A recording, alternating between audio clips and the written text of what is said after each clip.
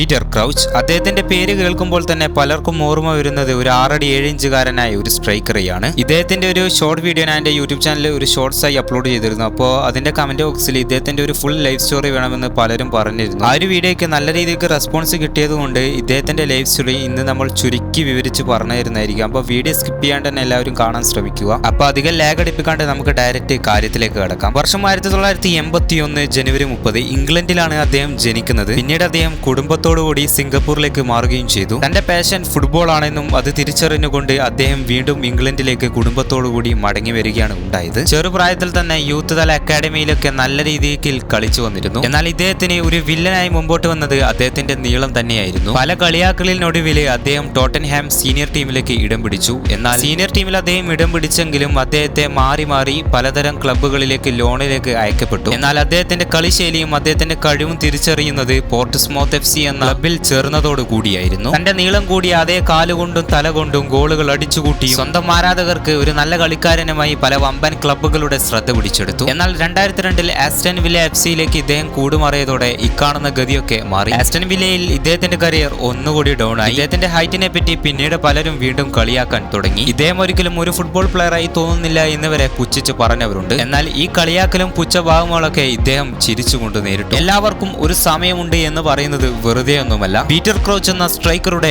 Peak time ആരംഭിക്കുന്നു. വർഷം 2005. Liverpool എന്ന അക്കാലത്തെ പേര് കേട്ട ക്ലബിലേക്ക് ഇദ്ദേഹത്തെ സൈൻ ചെയ്യുമ്പോൾ ലിവർപൂൾ ആരാധകർക്ക് ഒരു ഭയമുണ്ടായിരുന്നു. എന്തെന്ന് വെച്ചാൽ ഇദ്ദേഹം ഈ ഒരു നീളവും വെച്ച് സ്ട്രൈക്കർ പദവിയിൽ എന്ത് ചെയ്യാനാവും? എന്നാൽ എന്റെ നീളത്തിലല്ല, മറിച്ച് നിങ്ങൾ എന്റെ കളിയിൽ ശ്രദ്ധിക്കൂ എന്ന് പീറ്റർ ക്രൗച്ച് എന്ന സ്ട്രൈക്കർ ലിവർപൂൾ ആരാധകർക്ക് പലവട്ടം കാണിച്ചു കൊടുത്തു. ലിവർപൂളിനൊപ്പം അദ്ദേഹം കളിച്ചു തീർത്ത കളികളിലൊക്കെ അദ്ദേഹം ഒരു മാസ് തന്നെയായിരുന്നു. FA കപ്പ് നേടിയും ചാമ്പ്യൻസ് ലീഗ് ഫൈനൽ കളിച്ചും നിരവധി ഐക്കോണിക് ഗോളുകൾ അടിച്ചുകൂട്ടിയും ലിവർപൂൾ ഫാൻസിന്റെ ഒരു കൾട്ട് ഹീറോ ആയി അദ്ദേഹം മാറിയിരുന്നു. അദ്ദേഹം ഗോൾ അടിക്കുന്ന സ്റ്റൈൽ തികച്ചും മറ്റു താരങ്ങളിൽ നിന്നും വ്യത്യസ്തമാണ്. അദ്ദേഹം അടിക്കുന്ന ഗോളുകളൊക്കെ ഒന്നിക്കൽ ബൈസൈക്കിൾ കിക്ക് അല്ലെങ്കിൽ ഹെഡർ. ഏറ്റവും കൂടുതൽ അദ്ദേഹം ഈ ഒരു സ്റ്റൈലിലാണ് ഗോളുകൾ നേടിയിട്ടുള്ളത്. 2006 വേൾഡ് കപ്പ് സമയത്ത് റോബോട്ട് ഡാൻസ് എന്ന ഒരു സെലിബ്രേഷൻ ഉണ്ടായിരുന്നു. അദ്ദേഹത്തിന്റെ ഫേമസ് ആയിട്ടുള്ള ഒരു സെലിബ്രേഷനിൽ ഒന്നാണ് അത്. ഫുട്ബോൾ ചരിത്രത്തിലെ ഏറ്റവും വ്യത്യസ്തമായിട്ടുള്ള സെലിബ്രേഷൻ എന്നും പിന്നീട് അറിയപ്പെട്ടു. അദ്ദേഹത്തിന്റെ ദേശീയ ടീമായിരുന്ന ഇംഗ്ലണ്ടിന് വേണ്ടി 42 മത്സരത്തിൽ നിന്നും 22 ഗോളുകളും നേടി. പിന്നീട് 2 വേൾഡ് കപ്പിൽ അദ്ദേഹം പങ്കെടുക്കുകയും ചെയ്തു. എല്ലാം കഴിഞ്ഞതിന് ശേഷം അദ്ദേഹം 2019 ഫുട്ബോൾ ജീവിതം അവസാനിപ്പിക്കുന്നത്. 21 വർഷത്തെ ഒരു നീണ്ട കരിയർ തന്നെയായിരുന്നു അദ്ദേഹത്തിന്റേത്. അദ്ദേഹത്തിന്റെ കരിയറിൽ അദ്ദേഹം നേടിയത് ഇതൊക്കെയാണ്: 599 ക്ലബ് അപ്പിയറൻസ്, 145 ഗോളുകൾ, അതിൽ 100+ ഗോളുകളും പ്രീമിയർ ലീഗിൽ. അപ്പോ ഇത്രയൊക്കെയാണ് അദ്ദേഹത്തിന്റെ കഥകൾ.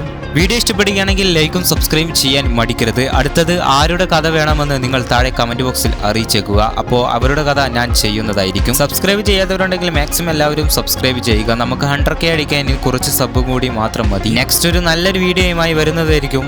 See you all. Goodbye.